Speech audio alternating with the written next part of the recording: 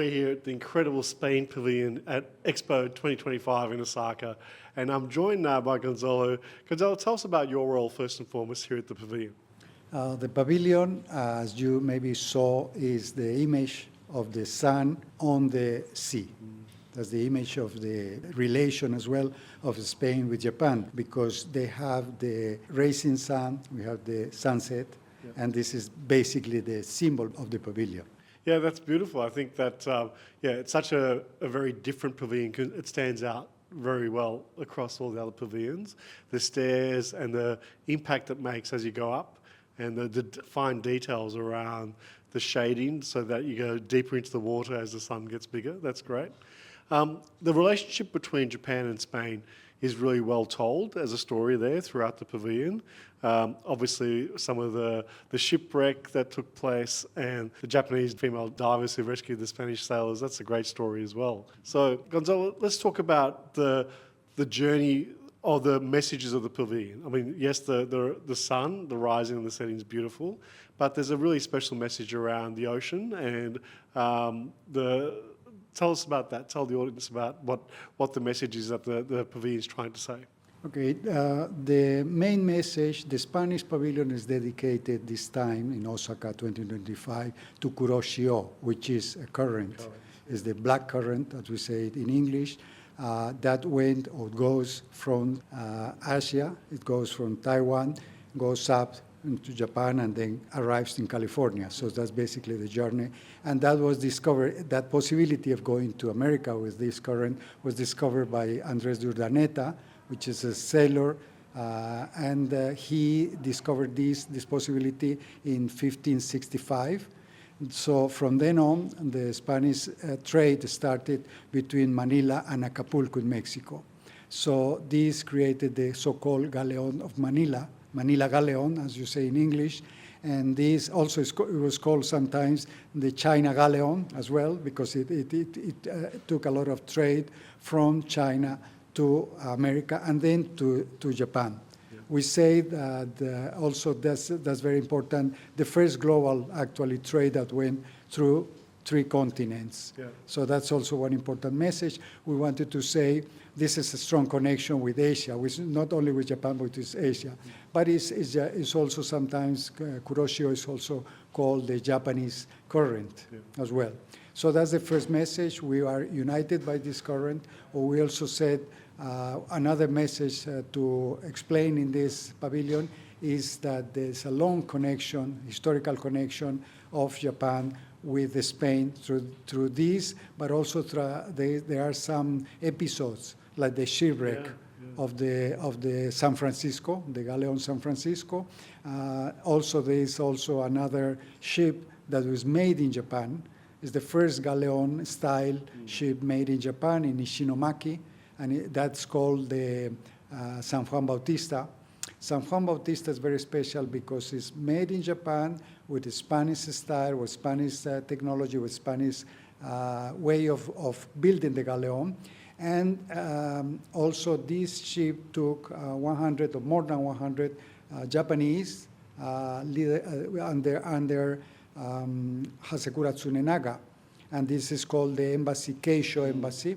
Keisho Embassy, this embassy took them to Mexico. They stayed there. They stood there for 1 year. They spent 1 year there. They became Christians. Some of them became Christians. They Christianized there. And then they took another ship from Veracruz to Spain. They went to Cuba and they went to southern Spain. And then they spent another long time there. They went to France and they went to Rome. There's some paintings in Rome that describe this embassy, and then they came back to Spain. Yeah. Because they were Christians already, and Japan was closing the country, and they didn't want more Christians, so they have some problem going back, and some of them remain in Spain. Yeah. So some of them, a few, we don't, historically, this, a lot of that's about how many people stood there. Some people say between 10 and 15 stay there. Some of them were samurais, like Hasekura Tsunenaga, the leader. And then they remain in Coria del Rio, which is a small town close to Sevilla. And then they remained there because Spanish people at that time couldn't pronounce the names. They said, we're going to call every one of you Japan. Yeah. So they made a family name. They made everyone's brothers. And that's why the reason in Corea del Rio there are people called Japan still today. Yeah. So the descendants, even if they are not the descendants directly from the samurais, but people were called Japón-san, Japón, Mr. Japón. So everyone Japón. So there are families that are there called Japan, Japón, and some people say they are descendants of the samurais. There is no scientific proof, there is no DNA, but they said in this town of Corea del Rio, now and then some of the babies are born with the Mongolic dot in the back. Yeah, yeah. So that means that there is some samurai blood in Corea del Rio. Well, it's really interesting. I think that that history, and there's a beautiful exhibit in the pavilion there showing the pictures of the current Japons, of that sort of ancestry line. And you can see some Japanese features, definitely. A lot of people say, even some Japanese person who came with a poet who came to visit, a haiku poet who came to visit, he was bearded and somehow Western. He's Japanese, he's from Kobe, and he said, oh, one of these guys looked like me, and he was taking picture and, being proud of this ancestry, even if, I repeat, it's not scientifically proved that this is descendants of the samurais, Yeah, no, very interesting. The other great thing about your pavilion, which stands out to us and our audience, is from international trade perspective, you cover a lot of the maritime importance about the ocean, for trade, for vessels, for sustainability, even with the products behind us, how you can repurpose marine waste and some of the plastics in the oceans. So let's talk a little bit about the trade impact that these currents have got for Spain and the broader world. Yeah, as maybe you saw the beginning, the entrance of the pavilion, you see the word and the currents there, describe it moving, right? This is an LED display, which is very beautiful. It's like you get inside, and this is like going underwater. And then the currents are there to explain or to say that they're very important, not only for these episodes and for this trade between Spain and Japan, but they're very important to the world because they're for the animals, for the trade. Also, I think you saw the explanation of the ship, of the commercial impact of the commerce or the trade in the economy and also in the ecology of the seas. So this is very important to explain to this. One thing it's important to also to understand is the Spanish pavilion is financed by the government, let's say by the tax of the taxpayers of Spain. So there is no sponsorship. There is no actually intention of promote special trade, any company.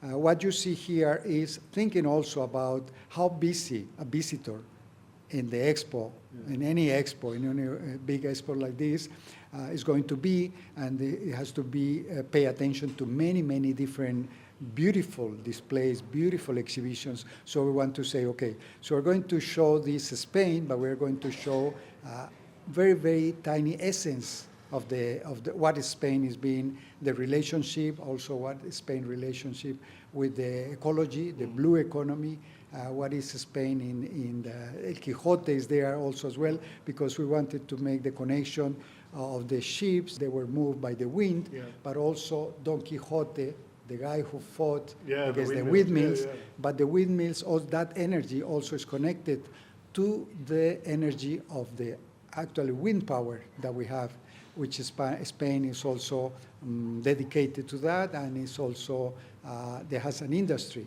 that is leader in engineering of the offshore projects with the wind, and there are some projects in Japan as well, joined with Japanese companies. So this is actually the essence of the pavilion also is the sea, the wind power, the history as well as the episodes, and also another interesting aspect is the culture, because you have one episode there is illustrated in a comic, which is the number of treasures lost during the war, during the weather, that the ship is using wind. So it was difficult to control. So there are many shipwrecks in the world. There's no exact number, but some people say it's millions of dollars in treasures underwater. So this is, it used to be until 20th century, most of the 20th century, the treasure hunters say founders keepers, right? That's the law of the sea, founders keepers. But then UNESCO said, okay, no, let's stop this because when you lose a ship, this grave of people of this nationality or this flag, and then the treasure there is it should belong to the country that this ship belongs to. So that's why Spain signed this treaty. Many countries haven't signed this treaty of the protecting the underwater treasures. Underwater, they don't call it treasure. They say more this is heritage of the humanity, because sometimes you find a lot of history, and all these objects belong to the history of the countries. So that's also shown in this pavilion. Well, it packs so much in. It's great messaging about maritime, the history, the cultural aspect, the relationship between Spain and Japan, and Spain and the broader globe, the economy side.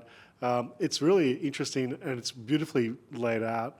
The crowd seems to love it, so congratulations on that. And I can see that there's so many more things to discover about Spain, that part of Expo. It's got so many surprising opportunities when it comes to innovation, maritime, and a whole range of different things around sustainability as well. So congratulations, gondolas. Great to have a chat with you here on Import Export TV, and we look forward to staying in touch and hopefully seeing more of what Spain's got to offer across global trade and innovations as well in the future. Thank you very much. Thank you for your visit, and you're welcome anytime. Great. Thank you, Gonzalez. Okay. Thank you.